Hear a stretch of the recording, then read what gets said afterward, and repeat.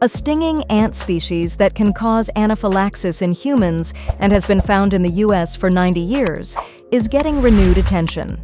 The Asian needle ant is native to Asia, given its name, but has been established in the Southeastern U.S. since 1932, according to the United States Department of Agriculture.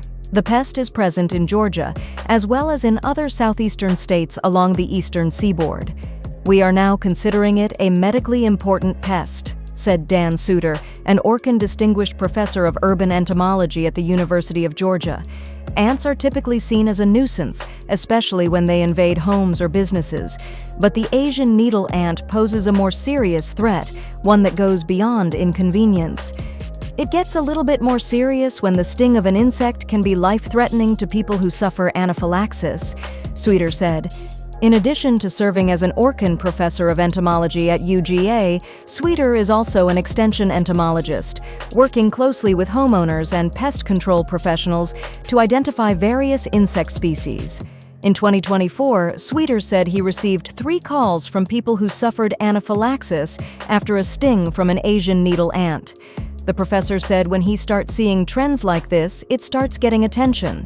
Suter said the Asian needle ant isn't aggressive by nature, but it will sting if it gets under your clothing. Asian needle ants live in logs or firewood, but they can also be found under stones and within leaf litter. Suter said the ants love hardwood environments. They're very small, only about 3/16 of an inch, according to Suter. Their peak activity is in the summer months, mainly in July and August. He said your nearest university extension agent can get it to an entomologist to be identified.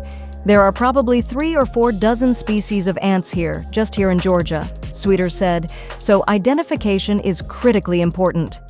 In addition to its impacts on humans, the Asian needle ant also wipes out other native ant species in an area that could be important to seed dispersal, according to the USDA.